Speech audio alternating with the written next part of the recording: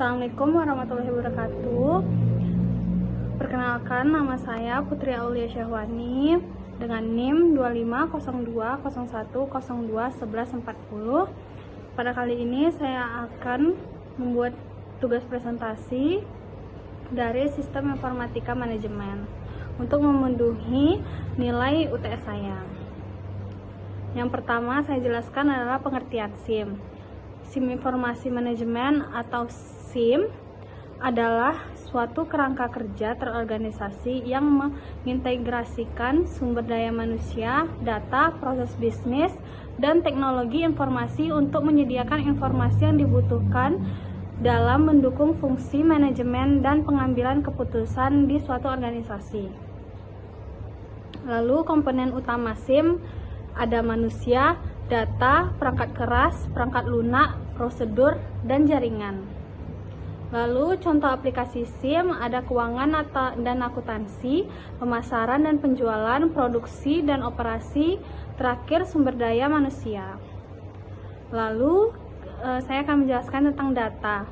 Data didefinisikan sebagai fakta angka atau simbol mentah yang belum diolah atau diberi konteks, menjadikannya input dasar yang kurang bermakna tanpa pemrosesan. Jenis data ada 3. Yang pertama, data berupa nilai yang berformat teks, citra, video, dan audio. Yang kedua, data yang terformat misalnya menyatakan tanggal, jam, atau mata uang. Yang terakhir, audio merupakan suatu bentuk suara, instrumen musik, suara orang atau suara binatang, atau juga gemercik air. Nah, fungsi data ini yang pertama, dasar untuk pengambilan keputusan, penyediaan bukti. Yang kedua, bahan baku untuk informasi seperti input pemrosesan. Yang terakhir, alat pengawasan atau evaluasi, yaitu pemantauan kinerja. Selanjutnya saya menerangkan tentang informasi. Informasi adalah data yang telah diolah menjadi bentuk yang memiliki arti bagi si penerima dan bermanfaat bagi pengambilan keputusan saat ini atau mendatang. Jenis informasi ada 3, informasi strategis, informasi taktis, dan terakhir informasi operasional. Fungsi informasi ada 4. Yang pertama, menambah pengetahuan. Yang kedua, mengurangi informasi yang tidak pasti. Yang ketiga, mengurangi resiko kegagalan. Yang keempat, memberi standar tertentu. Komponen utama sistem informasi manajemen terdiri dari hardware, software, database, network, dan people. Kelima komponen ini saling melengkapi untuk membentuk sistem yang efektif dalam mendukung pengambilan keputusan, efisiensi operasional, serta keunggulan kompetitif organisasi. Komponen utama SIM ada perangkat keras atau hardware. Perangkat keras merupakan komponen fisik dari sistem komputer yang berfungsi untuk menjalankan instruksi dan memproses data menjadi informasi. Lalu yang kedua ada perangkat lunak. Perangkat lunak adalah sekumpulan instruksi atau program yang mengatur cara kerja perangkat keras untuk memproses data menjadi informasi. Lalu ada basis data atau database. Basis data adalah kumpulan data terorganisasi yang disimpan dan dikelola secara sistematis sehingga dapat diakses dan diperbarui dengan mudah. Ada jaringan atau network. Jaringan komputer adalah kumpulan perangkat yang saling terhubung untuk berbagi sumber daya, data, dan layanan. Lalu yang terakhir ada manusia atau people. Manusia adalah komponen paling penting dalam sistem informasi karena mereka yang merancang, mengoperasikan, dan menggunakan sistem untuk menghasilkan nilai tambah bagi organisasi. Lalu sistem manajemen basis data atau DBMS, suatu aplikasi perangkat lunak yang menyimpan struktur basis data itu sendiri, hubungan di antara data di dalam basis data, dan nama formulir.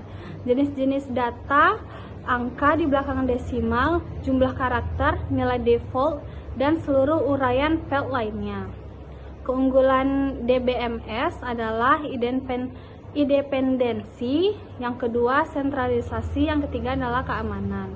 Kelemahan DBMS yaitu rumit atau complexity, yang kedua ukuran atau size, yang ketiga performance. Selanjutnya saya akan menerangkan tentang sistem informasi berbasis komputer. Suatu sistem pengolahan data menjadi informasi yang berkualitas dan digunakan sebagai alat bantu dalam pengambilan keputusan, koordinasi, dan kendali, serta visualisasi dan analisis. Fungsi CBIS yaitu untuk menghasilkan informasi yang cepat, akurat, dan terpercaya. Yang kedua, untuk meningkatkan efektivitas dan pengembangan teknologi serta pengembangan personel. Yang ketiga, meningkatkan penghasilan. Komponen dari CBIS ini ada hardware, software, database, network atau jaringan, dan prosedur. Subsistem CBIS yaitu sistem informasi akuntansi, sistem informasi manajemen, sistem penunjang keputusan, automatisasi kantor, dan yang terakhir adalah sistem pakar.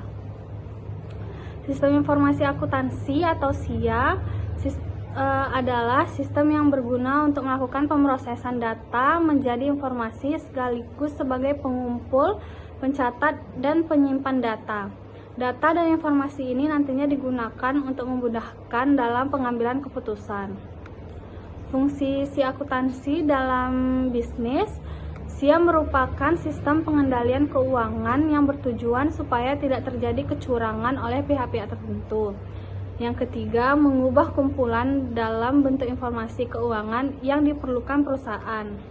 Yang ketiga, mengambil data yang dibutuhkan yang berasal dari beragam sumber dokumen yang ada kaitannya dengan kegiatan bisnis. Komponen dari SIA ini adalah manusia, prosedur dan instruksi, data atau informasi, software atau perangkat lunak, yang terakhir adalah infrastruktur teknologi informasi. Kelebihan dari SIA adalah keamanan di mana akses dalam sistem serta datanya dikontrol dan juga dibatasi untuk yang berwenang saja. Yang kedua, kerahasiaannya, yakni adanya perlindungan informasi yang sensitif dari pengungkapan yang tidak sah. Yang terakhir, privasi mengacu pada pengumpulan, pengungkapan, dan penggunaan informasi pribadi tentang pelanggan dengan cara yang lebih pribadi dan tepat. Kekurangan dari SIA ini yang pertama membutuhkan waktu lebih lama untuk adaptasi, yang kedua tidak tersedianya accounting software dan piranti komputer, yang terakhir yaitu hasil informasinya kurang lengkap. Jenis SIA yaitu tingkat bawah atau operasional, yang kedua tingkat pengetahuan, yang ketiga tingkat manajemen menengah, yang keempat tingkat manajemen atas atau strategis. Sistem pendukung keputusan atau SPK atau biasanya disebut juga dengan Decision Support System adalah bagian dari sistem informasi berbasis komputer yang dipakai untuk mendukung pengambilan keputusan dalam suatu organisasi atau perusahaan. SIM ini merupakan pengambilan dari keputusan. Contohnya, SIM untuk merencanakan strategis dan kebijakan seperti pengambilan keputusan. Yang kedua, informasi manajemen untuk perencanaan taktis dan pengambilan keputusan. Yang terakhir, informasi manajemen untuk perencanaan operasional, pengambilan keputusan, dan pengendalian. Kelebihan dari DSS, yang pertama, sistem dapat berinteraksi dengan pemakainya. Yang kedua, lebih cepat dan dengan hasil yang lebih baik dibanding dengan pengambilan keputusan yang intuisi, terutama untuk lingkungan yang cepat berubah. Yang ketiga, fasilitas untuk mengambil data dapat memberikan pengalaman manajer berkomunikasi dengan baik. Kekurangan DSS, yang pertama, hal-hal yang bersifat kemampuan manajemen dan bakat manusia tidak dapat dimodelkan dalam sebuah sistem. Kedua, kemampuan SPK terbatas hanya pada pembendaharaan informasi atau pengetahuan yang tersimpan. Yang ketiga, tidak memiliki kemampuan intuisi atau berpikir seperti pada manusia. Tahapan DSS yaitu yang pertama tahap pemahaman, yang kedua tahap perencanaan, yang ketiga tahap pemilihan, yang keempat tahap implementasi. Sekian dari presentasi saya harap semoga bermanfaat. Terima kasih. Assalamualaikum warahmatullahi wabarakatuh.